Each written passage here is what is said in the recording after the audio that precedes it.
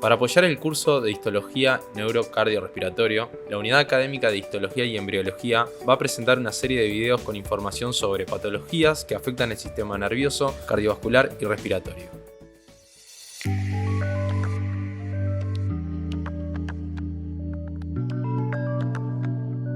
El enfisema es una condición crónica que forma parte de la enfermedad pulmonar obstructiva crónica, lo que conocemos por sus siglas como EPOC. Se caracteriza por un aumento del tamaño anómalo permanente de los espacios aéreos distales, alvéolos, a los bronquios terminales, asociado a la destrucción progresiva de las paredes.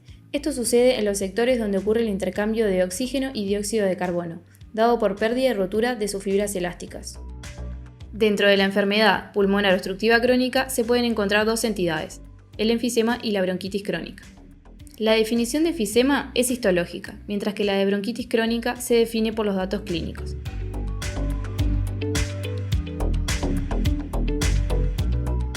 La principal causa del enfisema es el tabaquismo, que daña los alvéolos y las vías respiratorias. Otros factores que pueden incluir son la exposición prolongada a contaminantes ambientales, polvo, productos químicos industriales y en menor medida una deficiencia genética de la proteína alfa-1 antitripsina, que protege los pulmones. Este último es considerado el factor de riesgo genético más relevante, aunque es raro. Consiste en la mutación del gen SERPINA1, que conduce a la deficiencia de alfa-1 antitripsina.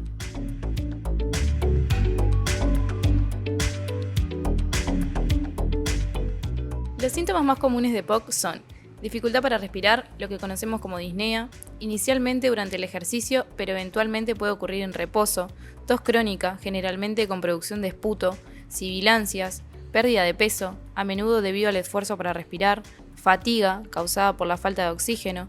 También pueden experimentar eventos respiratorios agudos, caracterizados por un aumento de los síntomas respiratorios llamados exacerbaciones, que requieren medidas preventivas y terapéuticas específicas.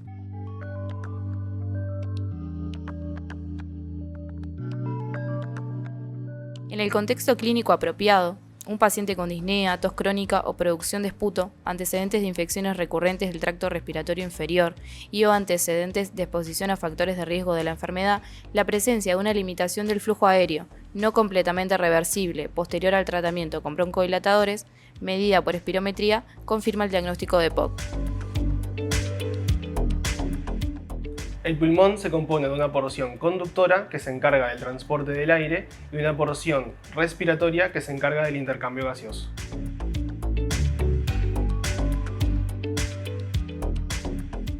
La porción conductora incluye parte de los bronquios primarios, a los lobares y segmentarios y a los bronquiolos y bronquiolos terminales. La porción respiratoria está conformada por los acinos pulmonares, que son la unidad estructural y funcional más pequeña del pulmón, definidos como un bronquiolo respiratorio y los conductos, sacos y alvéolos que dependen de él. La principal diferencia entre bronquios y bronquiolos es que estos últimos, además de tener menor diámetro, carecen de cartílago y glándulas submucosas. Los bronquiolos propiamente dichos se ramifican hasta dar los bronquiolos terminales, cuyo epitelio es simple cúbico ciliado con abundancia de células de clara encargadas de secretar surfactante, y ya no hay células caliciformes. Luego aparece el bronquiolo respiratorio, dando inicio a la porción de intercambio gaseoso, reconocibles por su alveolización, ya que en su pared presentan zonas de epitelio bronquiolar y zonas de epitelio alveolar. Por su parte, los alvéolos son el final de la vía respiratoria. Son cavidades poliédricas con paredes delgadas compuestas por un epitelio simple plano que descansa sobre los finos tabiques de músculo liso y tejido conjuntivo laxo, muy rico en fibras elásticas. El epitelio alveolar se compone de neumocitos tipo 1 encargados del intercambio gaseoso y neumocitos tipo 2 encargados de secretar surfactante y funcionar como células progenitoras de los tipo 1. En el espacio aéreo y en el tejido conjuntivo laxo del tabique interalveolar se encuentran los macrófagos alveolares encargados de fagocitar partículas y microorganismos inhalados en el espacio aéreo, iniciando una respuesta inflamatoria. La presencia de alimentos nocivos como el humo del tabaco desencadena una respuesta inflamatoria en los pulmones. Esto conlleva a la muerte de células epiteliales y al reclutamiento de macrófagos y neutrófilos. Estos últimos liberan elastasa, la cual degrada la matriz extracelular, especialmente a la elastina, que compone las fibras elásticas. En condiciones normales es neutralizada por la alfa-1 antitripsina, Pero si el estímulo es persistente en el tiempo, el número de macrófagos y neutrófilos sobrepasa la capacidad del sistema para resistir el daño y se acaba liberando la elastasa hacia el intersticio pulmonar. Allí degrada la elastina y destruye las fibras elásticas, evitando que los alvéolos y bronquiolos puedan retraerse una vez que hayan sido estiradas, produciendo esta dilatación conocida como enfisema. De manera tal que las estructuras más pequeñas del árbol respiratorio no pueden expulsar el aire.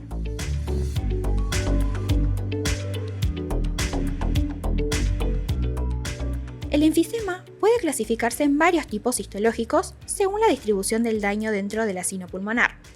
Hay 4 tipos principales de enfisema: centroacinar, panacinar, distal e irregular. Enfisema centrolobulillar o centroacinar. Afecta principalmente a los bronquiolos respiratorios, la porción central del acino, y los alvéolos distales están respetados. Es más común en los lóbulos superiores del pulmón. Este tipo está fuertemente asociado con el tabaquismo. Enfisema panacinar. Involucra la dilatación uniforme de todo el acino, desde los bronquiolos respiratorios hasta los alvéolos. Es característico de la deficiencia de alfa-1 antitripsina y afecta principalmente a los lóbulos inferiores. Enfisema distal o paraseptal. Afecta a la periferia del acino, especialmente cerca de las áreas de pleura. Aparece adyacente a zonas de fibrosis, atelectasias o cicatrización. Enfisema irregular.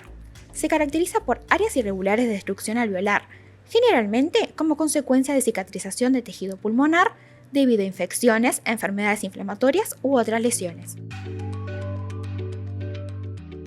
En esta oportunidad vamos a estar analizando preparados histológicos similares a los que van a tener en la instancia práctica, con el objetivo de comentarlos y de generar herramientas para que puedan hacerlo por su cuenta.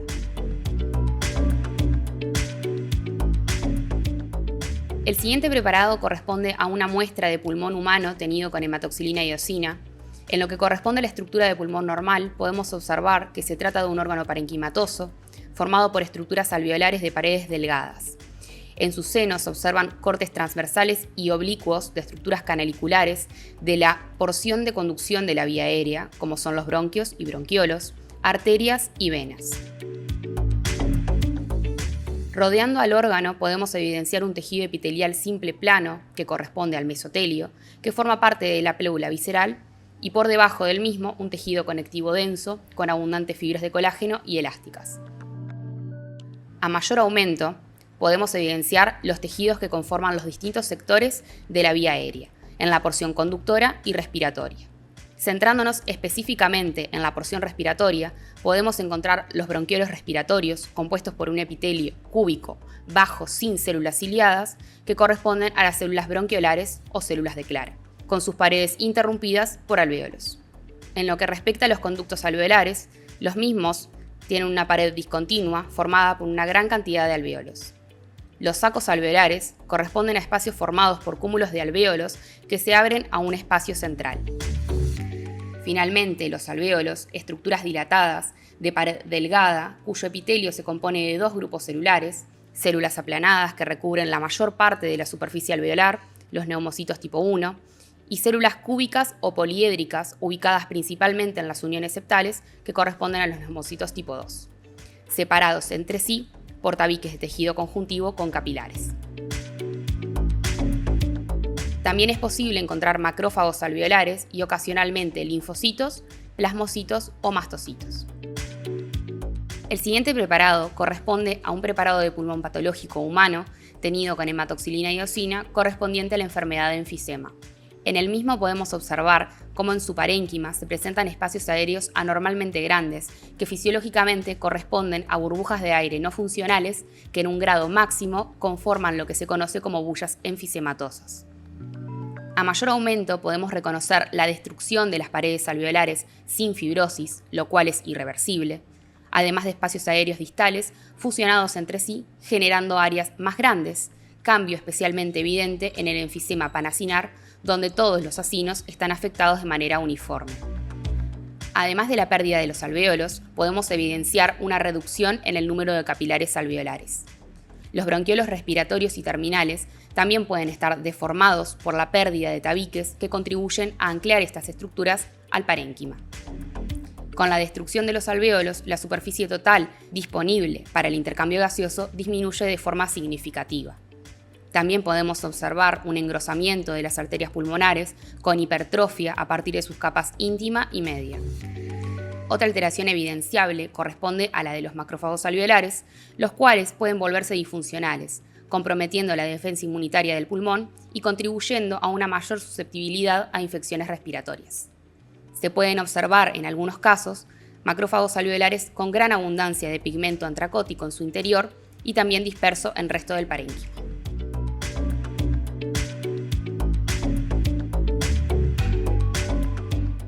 Para finalizar, partiendo de que tuvieron el desafío de identificar las características histopatológicas de un preparado de pulmón con enfisema, las claves y diferencias más notorias que nos permiten diferenciarlo de un pulmón normal, ¿cuál consideran ustedes es la relevancia del análisis de este tipo de preparados y más específicamente de esta patología en este curso?